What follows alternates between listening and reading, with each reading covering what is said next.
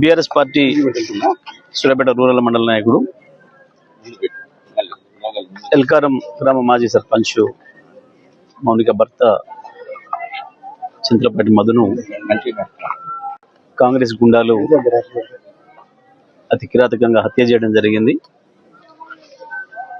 ఈ హత్యను తీవ్రంగా ఖండిస్తా ఉన్నాం. తెలంగాణ రాష్ట్రం వచ్చిన 10 ఏళ్లలో బ్రహ్మాండంగా శాంతి భద్రతను అదుపు చేస్తున్నాం. మేము ఎక్కడ ఒక చిన్న రాజకీయ తగాదాలు లేకుండా, రాజకీయ హత్యలు లేకుండా నిలవరించగలిగినాం. నల్గొండ జిల్లా ప్రత్యేకించి కక్షలకు కార్పణ్యాలకు నిలయమైన జిల్లా ఇది. కాంగ్రెస్ లోని అంతర్గత తగాదాలతోని వందలాదిగా హత్యలు చేసుకున్న జిల్లా ఇది. ఎన్నికలు వస్తే ఎవరు ఉంటున్నారో ఎవరు పోతారో తెలియని దారుణమైన పరిస్థితులు ఉండేవి గతంలో. కానీ కేసీఆర్ గారి నాయకత్వంలో శాంతి భద్రతల అదుపులో ఉంటేనే అభివృద్ధి జరుగుతుంది అని చెప్పి పూర్తిగా వారి ఆలోచనలను అమలు చేసి నల్గొండ జిల్లాలో 10 సంవత్సరాలు ఏ ఒక్క చిన్న రాజకీయ ఘర్షణ లేకుండా, ఎటువంటి అవకాశం ఇవ్వకుండా మా ప్రభుత్వం పనిచేసింది. పోలీసులను కూడా పూర్తిగా స్వేచ్ఛాయుత వాతావరణంలో పని చేసుకోవడానికి అవకాశం కల్పించినాం. పోలీసు విధుల్లో ఎక్కడ కూడా మేము తలదూర్చకుండా, రాజకీయ కార్యకర్తలు తలదూర్చకుండా కూడా ఆపినాం.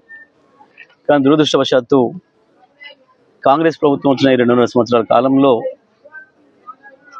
పోలీస్ స్టేషన్లలోనే గుండాలు ఉంటున్నారు. గుండాలు రౌడీల చేతుల్లోనే పోలీస్ స్టేషన్లు నడుస్తూ ఉన్నాయి.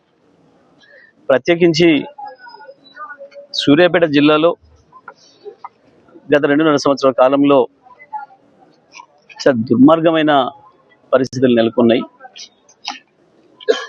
ముందే చెప్పి మరి కొడుతున్నారు. పోలీస్ స్టేషన్ పిలిపించి బీఆర్ఎస్ పార్టీ సీనియర్ నాయకులను కూడా కాంగ్రెస్ రౌడీల ముందట నిలబెట్టి అవమానకరంగా మాట్లాడడం. లేదు, మీరు కాంగ్రెస్లో చేరితేనే మీరు ఉంటారు, కాంగ్రెస్లో చేరితేనే మీరు పోలీస్ స్టేషన్కి అడుగు పెట్టాలి అని చెప్పి ప్రజా సమస్యల మీద పోయిన మా సర్పంచ్లను కూడా, మా ప్రతినిధులను, ప్రజాప్రతినిధులను, పార్టీ ప్రతినిధులను కూడా తీవ్రమైన అవమానాలు చేస్తూ ఉన్నారు. ఇది మేము అనేక సందర్భాల్లో జిల్లా పోలీసు ఉన్నతాధికారుల దృష్టి కూడా తీసుకుపోయినప్పుడు కూడా ఎటువంటి చర్యలు లేవు. వాళ్ళు చెప్తేనే, కాంగ్రెస్ సంబంధించిన నాయకులు చెప్తేనే ఎఫ్ఐఆర్లు అవుతున్నాయి, వాళ్ళు చెప్తేనే కేసులు అవుతున్నాయి. వాళ్ళే దాడులు చేసుడు, వాళ్ళే ముందు పోలీస్ స్టేషన్లకు వచ్చి కేసులు పెట్టుడు, మా వాళ్ళను హింస పెట్టుడు, ఇబ్బంది పెట్టుడు, నాయకులను పార్టీ మరమని చెప్పి ఒత్తిడి చేసుడు, ఇవన్నీ కూడా జరుగుతూ ఉన్నాయి. మరి వాళ్ళు ఇక్కడ కూడా, ఈ గ్రామం కొంత కక్షలతో కూడుకున్న గ్రామం, దీనికి ఆ చరిత్ర ఉంది. గతంలో కూడా మా మాజీ సర్పంచ్ వెంకన్నను హత్య చేసారు ఇదే కాంగ్రెస్ గుండాలు. ఆ రోజు నేను చాలా స్పష్టంగా చెప్పి మా కార్యకర్తలకు అందరూ కూడా ఎవరు కూడా ఉద్రేకానికి లోనవ్వకుండా వాళ్ళకి శిక్ష పడేటట్టు చేస్తే తప్పకుండా మీరెవరు కూడా కొట్లాటలకు పోవద్దు, తగాదాలకు పోవద్దు, చట్ట ప్రకారమే నడుచుకుందామని చెప్పినాం. మా వాళ్ళు కూడా అదే పద్ధతిలో ఉన్నారు. ఒక కేసు కూడా ఈ 10 ఏళ్లలో మళ్ళీ కొత్తగా నమోదు కాలేదు, ఆ హత్య తప్ప. ఇవాళ ఆ కేసు ట్రయల్ నడుస్తూ ఉంది, సాక్ష్యాలు నడుస్తూ ఉన్నాయి. ఈ సందర్భంలో మధుతో పాటు మా ఇతర నాయకులను కూడా కాంగ్రెస్ గుండాలు భయపెట్టించడం ప్రారంభం చేసిండ్రు. సాక్ష్యాలు చెప్తే మిమ్మల్ని అంత చూస్తామని చెప్పి. అయినప్పటికీ కూడా ధైర్యంగా వీళ్ళందరూ కూడా సాక్ష్యం చెప్పొచ్చిండ్రు. ఎంత దుర్మార్గంగా ఉంది ఈ ప్రభుత్వము అని అంటే, సడన్ గా పీపీ గారిని మార్చేసిండ్రు కేసును బలహీనం చేయడం కొరకు. పీపీని మార్చినప్పటికి కూడా మా వాళ్ళు, సాక్షులు కానీ, కుటుంబ సభ్యులు కానీ ధైర్యంగా ఎవరికి లొంగకుండా, ఎటువంటి బెదిరింపులకు లొంగకుండా సాక్ష్యాలు చెప్తూనే ఉన్నారు. ఇటువంటి పరిస్థితులలో మధు ప్రధానంగా నిలబడి ఉన్నాడు ఇక్కడ అని చెప్పి మధును హత్య చేయడం ద్వారా మిగతా సాక్షులను కూడా భయపెట్టియాలి, ఆ కేసులో నుంచి బయటపడాలని ఒక దుర్మార్గమైన ఆలోచనతోని హత్య చేసినట్టు కనబడతా ఉంది. దీంట్లో చాలా స్పష్టంగా పోలీసు వైఫల్యం కనబడతా ఉంది. దురదృష్టం ఏంటంటే ఈ చిన్న చిన్న అధికారులను వాళ్ళ పేరు చెప్పడం సరికాదు. నేను తప్పకుండా సందర్భం వచ్చినప్పుడు వాళ్ళపైన చర్య తీసుకుంటాం. కానీ మధును పిలిచి స్వయంగా ఆ స్టేషన్ సంబంధించిన ఎస్ఐ కూడా నువ్వు ఎగిరిపోతావు అని చెప్పి మాట్లాడిండట. నాకు 15 రోజుల క్రితం వచ్చినప్పుడే మధు చెప్పిండు, ఇట్లా నన్ను ఎస్ఐ గారు పిలిచి నువ్వు ఎగిరిపోతావు అని చెప్పి భయపెట్టిస్తున్నాడు నన్ను ఇట్లా అని చెప్పి. ఇప్పుడు నేను చెప్పిన ఎగిరిపోతావు అని తెలిసినప్పుడు ఆయనదే కదా బాధ్యత, ఎస్ఐదే కదా బాధ్యత, కాపాడాల్సిన బాధ్యత ఆయనదే కదా మరి అనే మాట కూడా చెప్పి నువ్వు జాగ్రత్తగా ఉండు, కలిసి ఉండండి, ఎక్కడికి వెళ్ళినా ఒంటరిగా వెళ్ళకండి, అవకాశం ఇవ్వకండి ఆ దుర్మార్గులకని కూడా ముందే హెచ్చరించడం. అయినప్పటికీ కూడా దురదృష్టం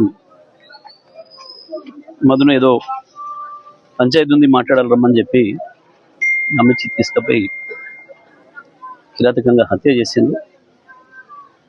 ఈ హత్యకు తప్పకుండా ఇక్కడ కాంగ్రెస్ నాయకులు తప్పకుండా పోలీసు అధికారులు కూడా బాధ్యులు అవుతారు. నేను ఇప్పుడే వాళ్ళ మీద మాట్లాడదలుచుకోలేదు. కానీ కేసు ఇన్వెస్టిగేషన్ ఏ రకంగా జరుగుద్దో,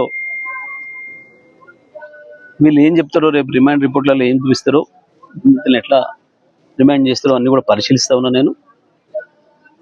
కానీ ఒకటి మాత్రం నేను చాలా స్పష్టంగా చెప్పదలుచుకున్నా పోలీసు అధికారులకి,